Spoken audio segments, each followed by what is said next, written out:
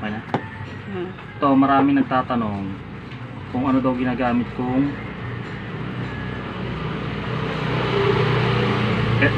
fuel filter. Ito pang click, parehong pang click to, magkaiba lang ng design. Ginawa ko lang ng paraan. Ganito gagawin ko dyan.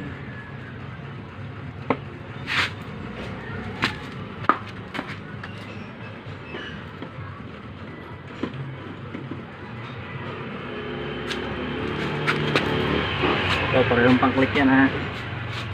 Tatanggalin nyo muna itong kanyang puntil.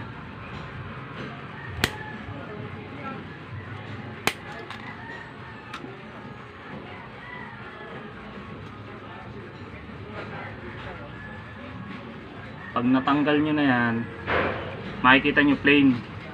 Ito merong groove. Lalagyan nyo lang siya ng groove, kutsilyo o kaya cutter, mas maganda, mabilis. Ganun lang.